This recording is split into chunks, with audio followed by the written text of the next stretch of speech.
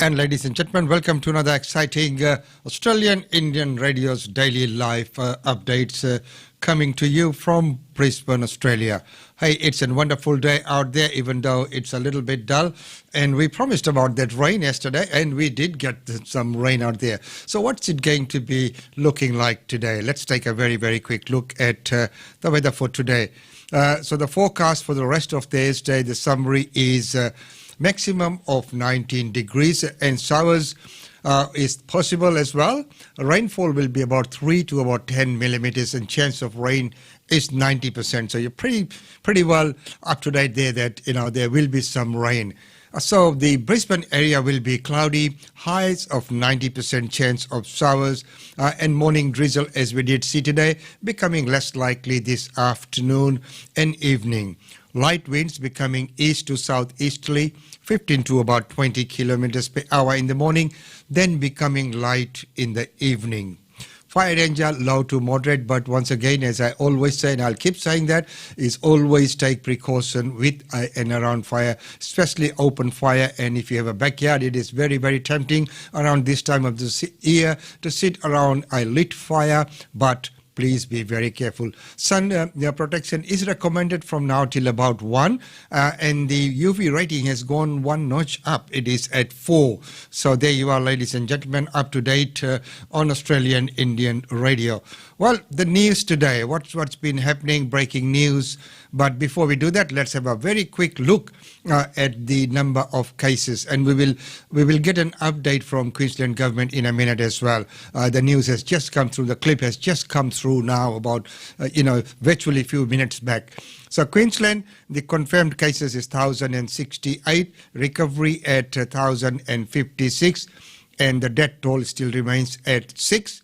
Australia, the confirmed cases is 8,886, which is up 131 from last time, and the recovery is 7,487. The death toll is 106. So confirmed cases worldwide is 11.9 million, and the recovery worldwide is 6.51 million and 546 deaths.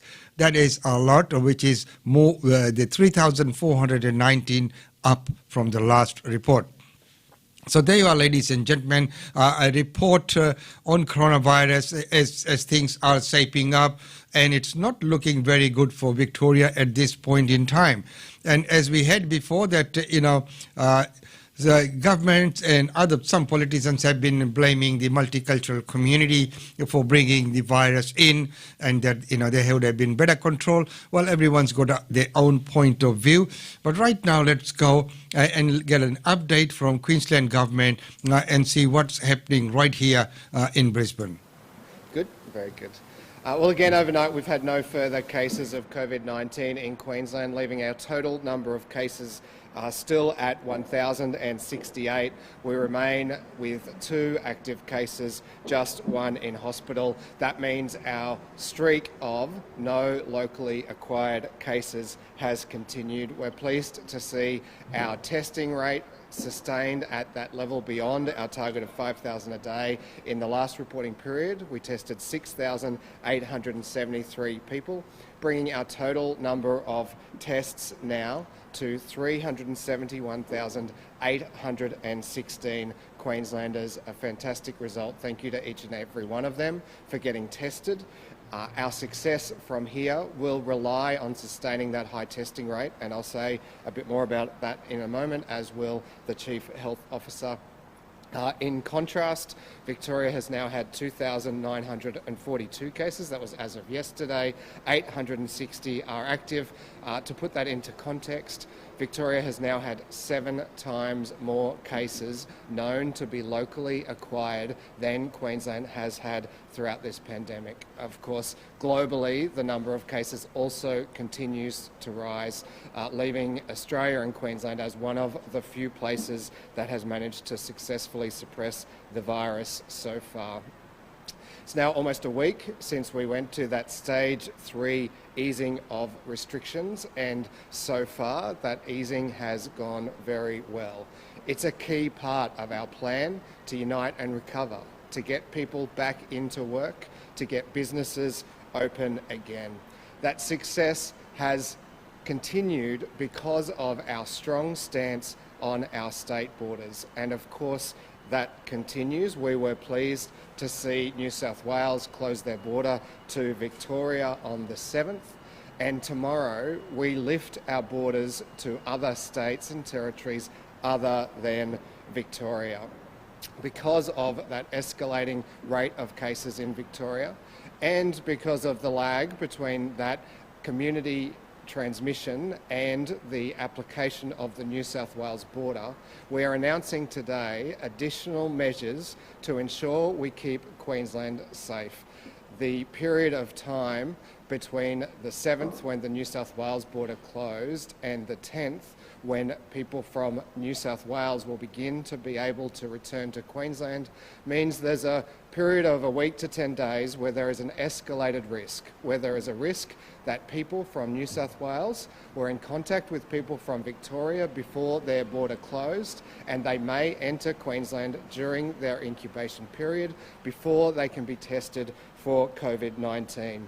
And that's why we are announcing these strict new measures, because we can't afford to import that risk from other states. So first of all, for people who have been in Victoria or live in Victoria within 14 days, they will no longer be able to travel to Queensland. We will be much stricter in applying the exemptions and allowing people to travel here.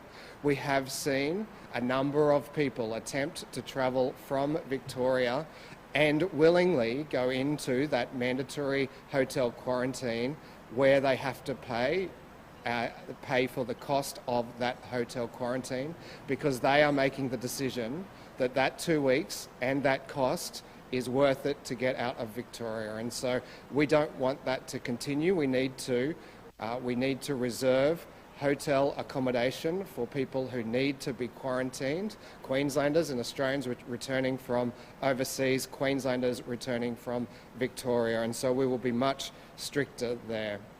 That will mean some very hard decisions, and that will mean we need the community's understanding. There will be people who have very good reasons to travel to Queensland, and while there will continue to be compassionate grounds hardship considerations, they will be much stricter applied to people returning from Victoria. In addition, for those returning to our state, travelling to our state from other parts of Australia, we will be introducing mandatory testing for anyone who develops symptoms within 14 days of arriving in Queensland. That will apply to Queenslanders returning to Queensland, as well as people visiting from other parts of the state. It will be... Now finally, the mandatory testing, and that is something which should have been done ages ago. So if they had testings at all the borders, both sides, if you live in the state, you get checked, and if you come out positive, you don't cross the border. That's it. Simple as that. Same as at the airports. Before you boarded the plane, you needed to be tested. They have so many, temporary testing stations. Even in very small countries, they have equipped with these small testing stations. So it's not hard to test. If they were tested at those points and not allowed to go beyond that point, once that now everyone coming in will be tested 100%. So each and every one of you, and that's what should have happened in the first place. That's my take on it. As you need your passport, you need your boarding pass to get on a flight, you need to go past the security. They had to be put in another check, another safety measure just before you entered the terminal, that there would be a check, and if you were tested positive, you would be returned from that point straight away. Anyway, that's my take on it. I could be wrong, but that's what I mean, it sounds very simple that, this kind of test should have been put in place well before now. Right now, let's have a listen to what our Prime Minister has to say on this situation. Good afternoon, everyone. this very podium some months ago. I said that Australians would be tested like we have never been tested before, but we're a strong nation, and that we would meet those tests. And that will be true again now with the situation we're facing in Victoria. This is a global pandemic. There are no guarantees in a global pandemic. You have to deal with the situations that are in front of you. You need to deal with them consistent with your strategy and your plan, and you need to bring the country together to focus every resource on fixing the problem and ensuring that we can keep Australians safe and that we can protect lives and we can protect livelihoods. This is the challenge we still face. There has not been a day of complacency when it has come to dealing with this challenge, I can assure you, on behalf of the Australian Government. And through the National Cabinet, we have worked together to address all of these challenges, and that will continue. For the people in particular of Melbourne, this is hard. This is a hard call on you. It's tough, and it will test you and it will strain. But you've done it once before, and you will be able to do it again because you've proven that. You've demonstrated your ability to deal with this. It's happening in Melbourne now. Of course, there's always the risk it could happen in other cities, and every step is being taken to seek to prevent that wherever possible. But we're all Melburnians now when it comes to the challenges we face.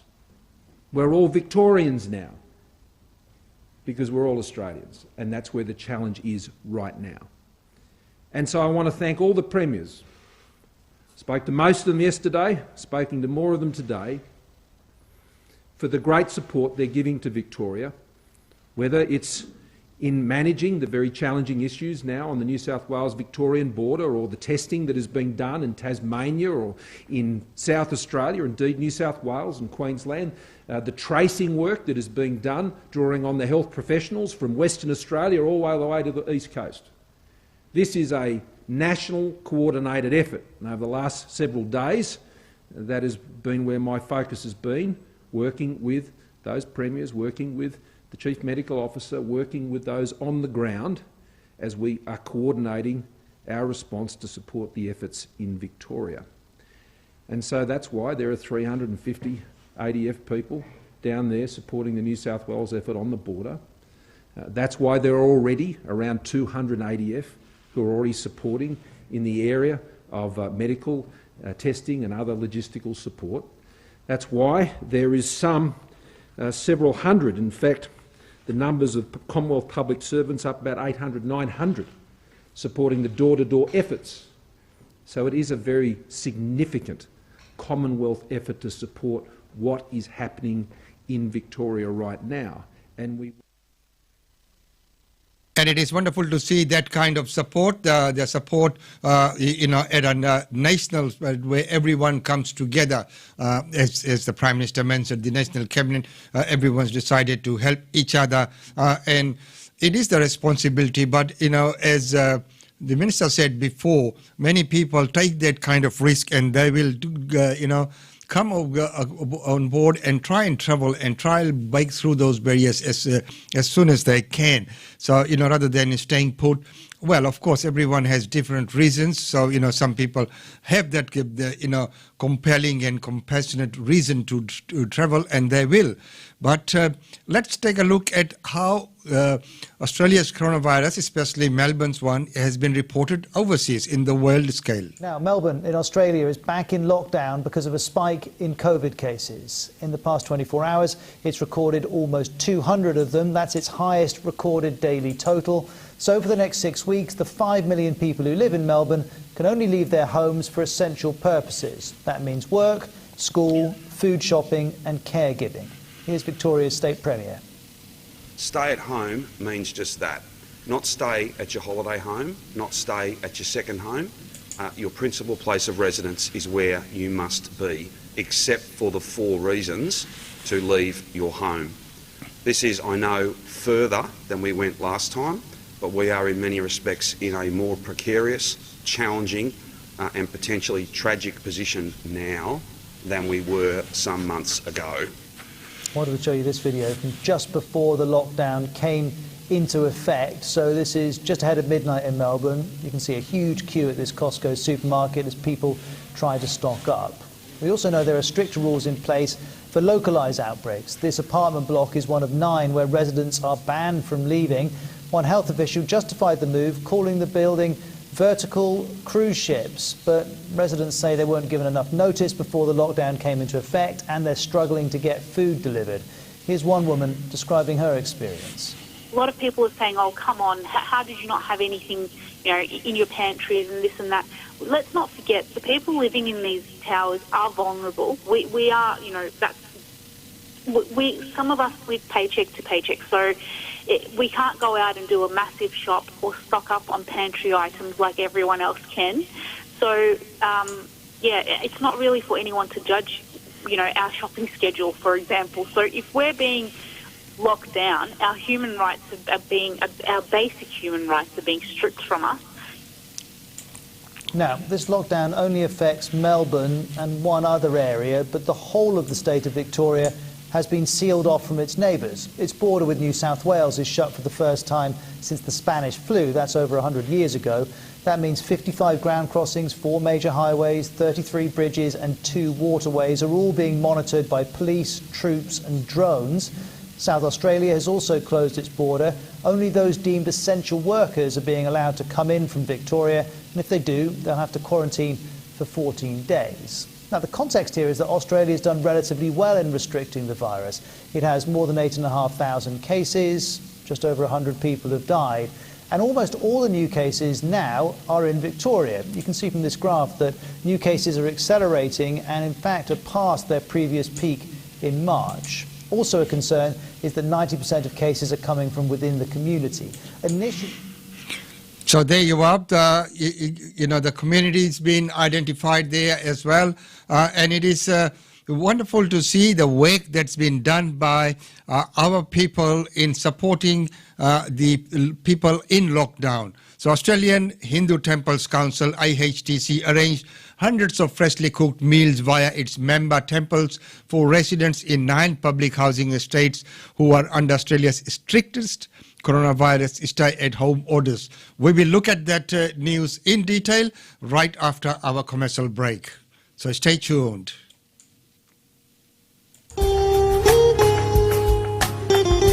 ग्लोबनेट realty 1989 से लेकर अब तक का विश्वसनीय और माननीय Brisbane का real estate agent है। उषा चंद्रा, जो कि ग्लोबनेट की डायरेक्टर है, अपने ग्राहकों को ईमानदार और एथिक सर्विसेज देती हैं।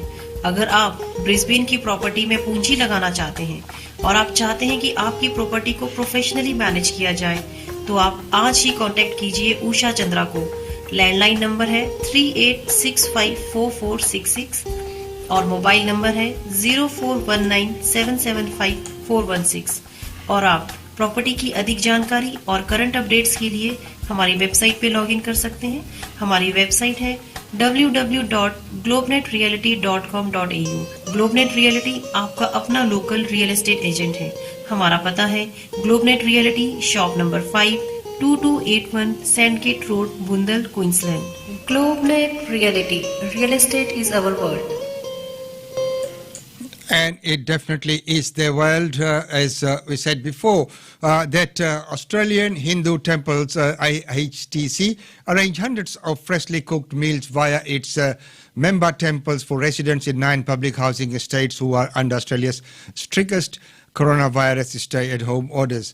And so we were told that residents of housing estates need some freshly cooked meal as they were caught in the lockdown because of a coronavirus in Melbourne.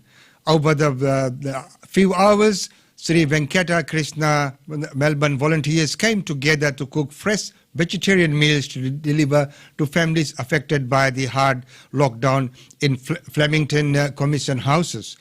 The temple is based on the ethos of food for all. our deity Krishna is established in the form of N in the temple, and straight away, yes, within few hours, hundreds of boxes of prasadam or cooked meals were delivered and taken to the people. Report there by Mr. Rao. So let's take a very, very quick look at what they did out there.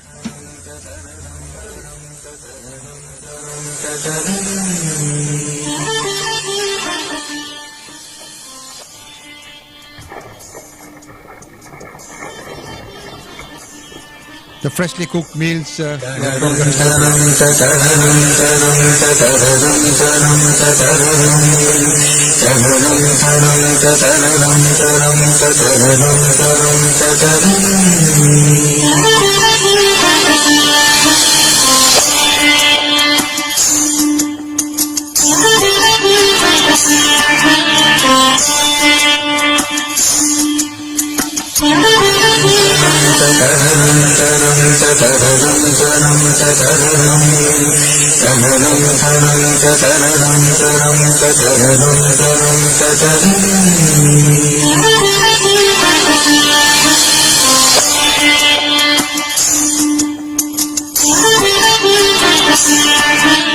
Now that is wonderful to see that the community rising to the occasion to help and assist people in need whenever there is a need for the community.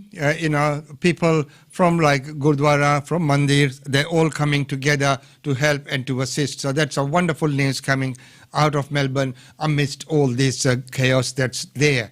Well, now, what's this year going to look like? We are in for a very, very wet winter in 2020. After years of drought, there are high hopes of the southern cropping season. Yes, it looks like at the moment that how much is too much. That's what we will have to look out for. But the predictions are that this time now, it is a La Nina effect. So La Nina, the watch issued by BOM, which is meteorology, and strengthening hopes that drought will end. Warming tropical Pacific Sea temperatures suggest more rain may be coming later this year, which could lead to the end of a record run of drought. That would be a very good news if we can break the drought cycle. Harry Potter writer who has been accused of transphobia by LGBTQI activities for likening hormone treatment to gay conversion therapy and saying only women menstruate, joins 150 academics, artists and writers who signed that letter. So Rowling Atwood Comicsky signs that decrying Vogue for public shaming. Well, everyone's got their own views, and in this day and time, in political correctness and everything that's happening out there, it's mind-blowing and mind-boggling what you can say, what you can't say, what you are doing, and your public declarations, even though everyone's thoughts and beliefs are individual and everyone's got a right to their own decisions, but such is life. Well, Djokovic cries foul over malicious criticism. Novak Djokovic says malicious criticism of Adria Tour, in which several players caught coronavirus, is a witch hunt, and that he organized the event with all good intentions. Well, of course, no one organizes one to arrange people to come and catch the coronavirus, but these things do happen. Now let's go to Japan. So as we reported earlier in the week, so the flooding continues across Japan and at least 58 dead, and rescue operations continue as heavy rains move over Japan's main island, triggering landslides, destroying a highway, while the cleanup of that mess which you can see there begins. Well, thousands of Victorians, and this is what we were just talking about, thousands of Victorians, tower residents learn about the COVID-19 results, and they are in lockdown, and it's in those towers where the food was delivered by the Hindu organization. Health officials are poring over the results of some 3,000 tests conducted in Melbourne's lockdown public housing towers to decide whether the residents will be allowed to leave, and as we know, at this point in time, they are not allowed to leave. So is this going to get even harder to return to Australia from overseas? You bet it will. So the number of people returning to Australia has reduced, but flights are still arriving, and often bringing positive coronavirus cases with them. This may soon change. And as we said before, that if these people who got on the flight were tested even before they got on the flight, they wouldn't be coming not only to Australia or been traveling to any other country. So, they should not be allowed on flight if they have tested positive. It's very simple as that. But of course, we know there have been cases in Fiji, as I reported yesterday, 2 cases there as well, people of Indian origin. Once again, and New Zealand is putting on some strict measures out there as well. And as we have seen in Melbourne, without naming the communities, it's been blamed on multicultural community by some of the politicians out there. So, ladies and gentlemen, we need to be careful. We really need to be careful. So, what's happening in Northern Territory? So, in Northern Territory, delay on supervised quarantine could be catastrophic as there is a delay. So the Northern Territory has just 1 case of coronavirus, but health groups are warning that if stricter border measures meant to roll out on July 17th are introduced now, the results could be very, very bad for the local communities. And people are worried, especially in areas where they have remained safe so far.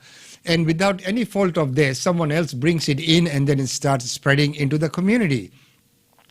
But people want to get on with their lives. Online tool has been devised to help couples decide and divide their assets without court. So what's going to happen to all the solicitors? Divorcing and separating couples can now use a new online service to help divide their assets without needing to go to the court, which experts say will allow them to move on with their lives faster. Now, there could be a fight or two happening in there without a moderator or someone in between. But anyway, everything's happening online, so why not the separation?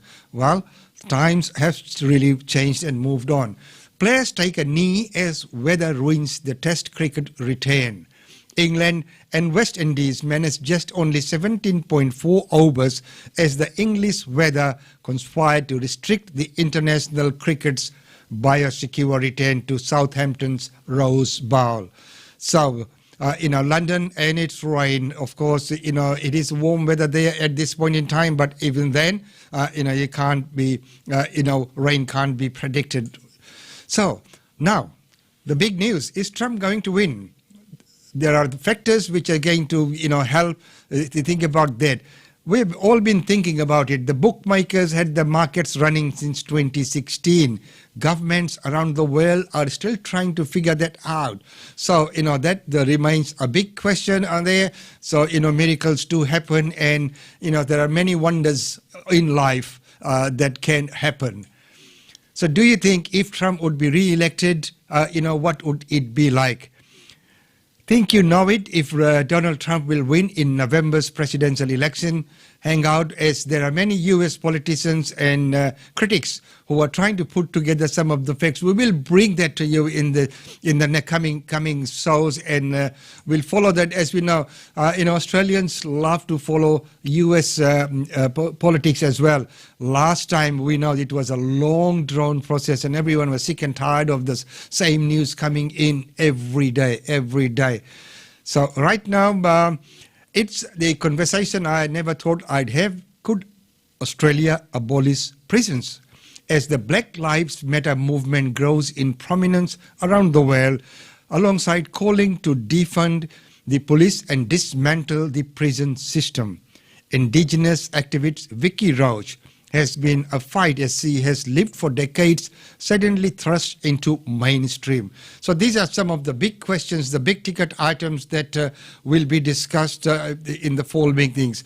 But right now, let's take a very, very quick look at, with all these coronavirus cases happening, and how is it going to affect the world market? Let's go to the IMF, the International Monetary Fund, and let's have a very quick listen to what the predictions are there. So we're joined there by Geeta Gopinath. So compared to the April World Economic Outlook, we are projecting a deeper downturn in 2020 and a slower recovery in 2021.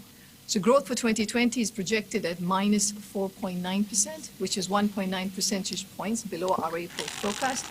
Now, this reflects the fact that in the first half, economic outcomes came in somewhat worse than we had anticipated. And because there is no medical solution, we are expecting social distancing to persist for a longer time into the second half of this year. So there you are, the update there from IMF on what it would be like, in the coming years, and it could be quite challenging to get that. Right now, let's look at the upcoming events for the week.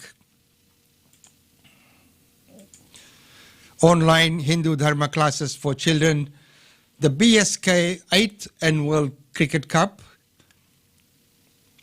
Gurdwara programs have begun, but please follow the rules and regulations and keep up to date with Australian Indian Radio.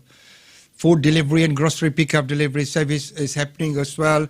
The COVID-19 Hindu helpline, another great initiative, Vedanta chapter of Sydney's Brisbane chapter, and all the upcoming programs that are happening. Mental health matters. Now, check out our website. So we know there have been lots of multicultural ambassadors who have been selected. There's far too many to name, and it is good to see that many have been chosen to lead that. Stand by, support after suicide. This is again an amazing initiative.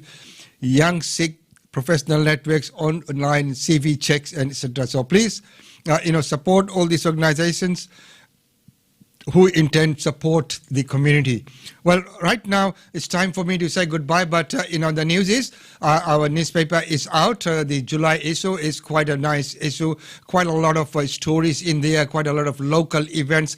As we know, mainstream media and all these facts are always available. The things we try and cover and points are a lot of local and community functions and events, things that may be left out by the mainstream media, and things of interest to our community. When I talk about our community, I'm talking about the multicultural community, not just the Indian community. As we know, our friends within the community, our Chinese, the Taiwanese, Indonesian and Malaysian, Singaporean, they all are part of our group, and they all like to follow all these events that are happening within the multicultural community. And they all keep up to date. And as we know, as from this weekend, there's lots of functions which have begun. And for obvious reasons, they are not advertised, but they are by invitation. So there will be some functions which have begun. But of course, a word of precaution. If you are going to any of these functions, please do take those precautionary measures.